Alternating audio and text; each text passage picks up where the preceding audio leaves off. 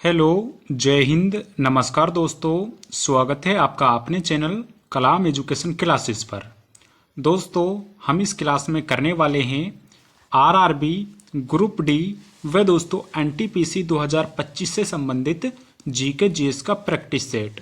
दोस्तों, इस practice set में हम पूछे गए ग्रुप डी एनटीपीसी या दोस्तों रेलवे का किसी भी एग्जाम में जो अभी तक के क्वेश्चन पूछे गए हैं उन क्वेश्चनों को दोस्तों हम करने वाले हैं। इसलिए आपके लिए ये क्लास बहुत ज़्यादा इम्पोर्टेंट होने वाली है। तो चलिए दोस्तों अपनी क्लास को शुरू करते हैं। उससे पहले दोस्तों, अगर आप रेलवे ग्रुप डी या दोस्तों रेलवे के किसी भी एग्जाम्स की तैयारी कर रहे हैं तो दोस्तों आपके पास ये 4 बुक्स होना बहुत ज़रूरी है, जिनमें दोस्तों railway maths, railway reasoning, railway general studies व दोस्तों रेलवे जनरल साइंस की बुक्स आपको मिल जाएंगी। दोस्तों, इन चारों बुक्स में आपको रेलवे में पूछे गए अभी तक के दोस्तों सभी क्वेश्चंस देखने को मिल जाएंगे। यानी दोस्तों 2024 तक जितने भी क्वेश्चन रेलवे के एग्जाम में पूछे गए हैं आपको इन चारों बुक्स में वो सभी क्वेश्चंस देखने को मिल जाएंगे। मात्र दोस्तों आपको 99 रुपीज़ में इन चारों बुक्स की दोस्तों पीडीएफ यानी दोस्तों ये दोस्तों ई बुक्स के रूप में आपको अवेलेबल हो जाएंगी। अगर आपको इनकी दोस्तों पीडीएफ या ई बुक्स चाहिए तो आप हमसे इस व्हाट्सएप नंबर से दोस्तों कांटेक्ट कर सकते हैं। साथ में हमारा व्हाट्सएप का नंबर आपको वीडियो के डिस्क्रिप्शन में भी दोस्तों मिल जाएगा। तो चलिए दोस्तों अब अपनी क्लास को शुरू करते हैं। पहला क्वेश्चन है, ग्रैमी पुरस्कार जीतने वाली पहली भारतीय महिला कौन बनी है? दोस्तों, आपको इस क्लास में जितने भी प्रश्न कराए जाएंगे वो वेरी इंपॉर्टेंट प्रश्न कराए जाएंगे जो कि बार बार एग्जाम में पूछे जाते हैं और आगे पूछे जाने की भी उनकी संभावना है।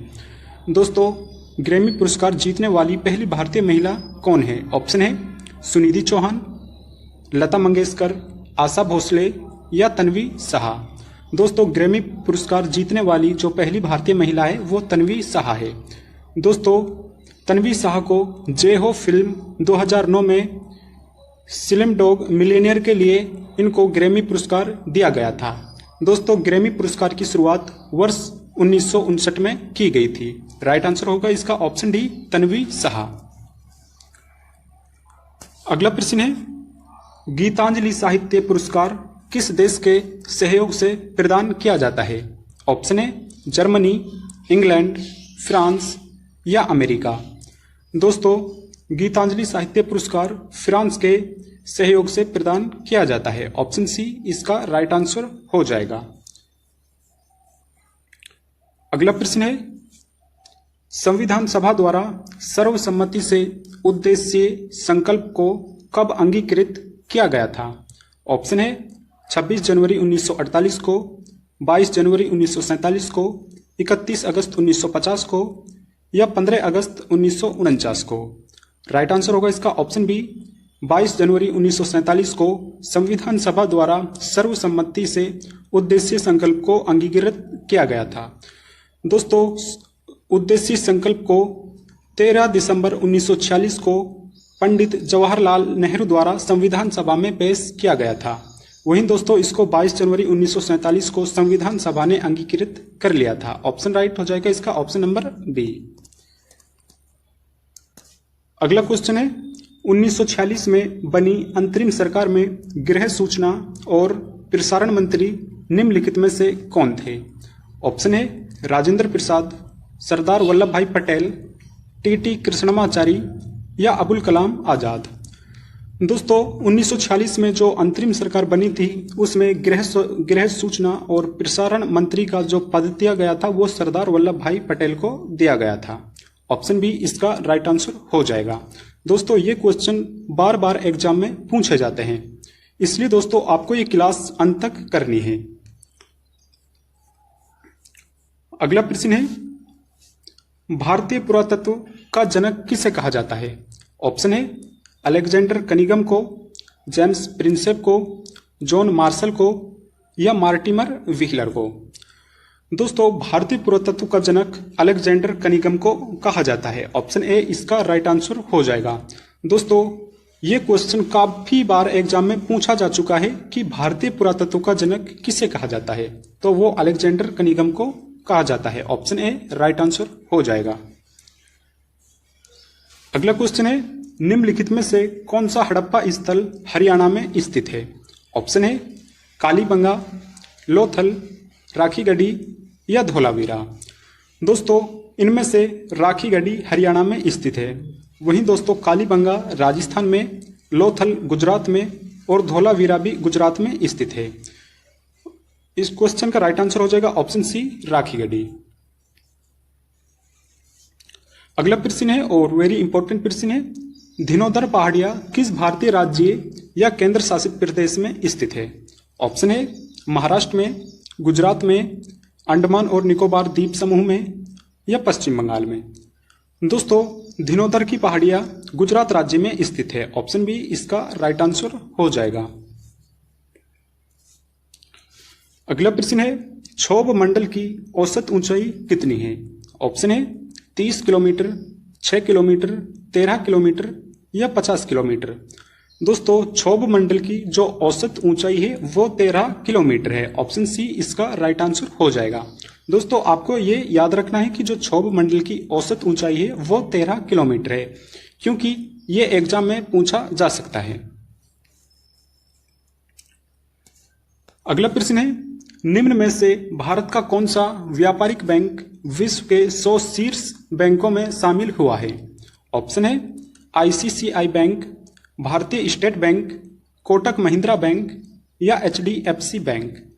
दोस्तों इनमें से भारतीय स्टेट बैंक, एसबीआई बैंक विश्व के व्यापारिक 100 शीर्ष बैंकों में शामिल हुआ है, ऑप्शन बी इसका राइट आंसर हो जाएगा। अगला प्रश्न है, निम्नलिखित में से कौन सा आरबीआई द्वारा उपयोग किया जाने वाला एक मौद्रिक नीति साधन है? ऑप्शन है आधार दर, बैंक दर, बट्टा दर या कॉल दर। दोस्तों इनमें से आरबीआई बैंक दर को मौद्रिक नीति बनाने के लिए उपयोग करता है, ऑप्शन बी इसका राइट आंसर हो जाएगा। अगला क्वेश्चन है, निम्नलिखित में से किसका क्वथनांक उच्चतम होता है? ऑप्शन है प्रोटीन, एल्काइन, एल्किन या एल्केन। दोस्तों इसमें से एल्काइन का क्वथनांक उच्चतम होता है, ऑप्शन बी इसका राइट आंसर हो जाएगा। दोस्तों अगर आपको इस क्लास की पीडीएफ चाहिए तो आप हमारे टेलीग्राम से ज्वाइन हो सकते हैं, टेलीग्राम का लिंक आपको वीडियो के डिस्क्रिप्शन में मिल जाएगा। अगला प्रश्न है, भूकंप की तीव्रता मापने के लिए किसका प्रयोग किया जाता है? ऑप्शन है ग्रेविमीटर का, एनीमोमीटर का, रिएक्टर स्केल का या दाब सेंसर का। दोस्तों भूकंप की तीव्रता को मापने के लिए रिएक्टर स्केल का उपयोग किया जाता है, ऑप्शन सी इसका राइट आंसर हो जाएगा। अगला प्रश्न है, अंग्रेजों ने अवध साम्राज्य पर कब्जा किस वर्ष किया था? ऑप्शन है वर्ष 1856 में, वर्ष 1845 में, वर्ष 1838 में या वर्ष 1859 में। दोस्तों अंग्रेजों ने अवध पर कुशासन का आरोप लगाकर वर्ष 1856 में अवध को हड़प लिया था, ऑप्शन ए इसका राइट आंसर हो जाएगा। दोस्तों आपको कमेंट करके बताना है कि वर्ष 1856 में जो भारत का गवर्नर जनरल था वो कौन था। अगला प्रश्न है, किस नदी को बंगाल का शोक कहा जाता है? ऑप्शन है कावेरी नदी को, महानदी को, कृष्णा नदी को या गोदावरी नदी को। दोस्तों इनमें से बंगाल का शोक किसको कहा जाता है? दोस्तों इनमें से जो बंगाल का शोक कहा जाता है इनमें से किसी को भी नहीं कहा जाता, क्योंकि दोस्तों बंगाल का शोक दामोदर नदी को कहा जाता है। इसका राइट आंसर होगा दामोदर नदी, आपको याद रखना है। अगला प्रश्न है, निम्नलिखित में से कौन सा एक अप्रत्यक्ष कर है? ऑप्शन है वस्तु एवं सेवा कर जिसको जीएसटी बोलते हैं, संपत्ति कर, उपहार कर या पूंजीगत लाभ कर। दोस्तों राइट आंसर हो जाएगा इसका ऑप्शन ए, वस्तु एवं सेवा कर एक अप्रत्यक्ष कर है, जबकि संपत्ति कर, उपहार कर और पूंजीगत कर ये एक प्रत्यक्ष कर है। वस्तु एवं सेवा कर जिसको जीएसटी बोला जाता है ये एक अप्रत्यक्ष कर है, ऑप्शन ए इसका राइट आंसर हो जाएगा। अगला प्रश्न है, भारत में केंद्रीय राजस्व कर बोर्ड अधिनियम किस वर्ष परिवर्तित किया गया था?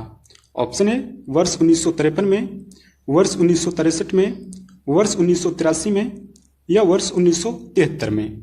राइट आंसर होगा इसका ऑप्शन बी, वर्ष 1963 में केंद्रीय राजस्व बोर्ड अधिनियम परिवर्तित किया गया था। ऑप्शन बी इसका राइट आंसर हो जाएगा। अगला प्रश्न है, वर्ष 1873 में गुलामगिरी नामक पुस्तक किसने लिखी थी? दोस्तों ये प्रश्न भी इंपॉर्टेंट है क्योंकि बार बार एग्जाम में पूछा जाता है। ऑप्शन है देवेंद्रनाथ टैगोर ने, ज्योतिबा फुले ने, ईश्वर चंद्र विद्यासागर ने या स्वामी दयानंद सरस्वती ने। दोस्तों 1873 में गुलामगिरी की जो रचना की थी वो ज्योतिबा फुले द्वारा की गई थी। ऑप्शन बी इसका राइट आंसर हो जाएगा। अगला प्रश्न है, भारतीय संविधान के अनुच्छेदों में से कौन सा राष्ट्रीय अनुसूचित जाति आयोग से संबंधित है? ऑप्शन ए अनुच्छेद 350, अनुच्छेद 347, अनुच्छेद 338 या अनुच्छेद 343। दोस्तों इनमें से अनुच्छेद 338 राष्ट्रीय अनुसूचित जाति आयोग से संबंधित है। ऑप्शन सी इसका राइट आंसर हो जाएगा। अगला प्रश्न है, भारतीय संविधान में 10वीं अनुसूची को किस संशोधन के माध्यम से जोड़ा गया था? ऑप्शन है 43वें, 42वें, 52वें या 53वें। दोस्तों 10वीं अनुसूची को 52वें संविधान संशोधन 1985 में जोड़ा गया था। दोस्तों 10वीं अनुसूची दल बदल कानून से संबंधित है। ऑप्शन सी इसका राइट आंसर हो जाएगा। दोस्तों हमारी क्लास का अंतिम प्रश्न है, गौतम बुद्ध का जन्म कब हुआ था? ऑप्शन है 563 ईसा पूर्व में, 558 ईसा पूर्व में, 561 ईसा पूर्व में या 544 ईसा पूर्व में। राइट आंसर हो जाएगा इसका ऑप्शन ए 563 ईसा पूर्व में गौतम बुद्ध का जन्म हुआ था। दोस्तों अगर आपको ये क्लास पसंद आई है तो आप इसको लाइक कर सकते हैं। वे चैनल पर नए हैं तो चैनल को सब्सक्राइब भी जरूर करें। धन्यवाद।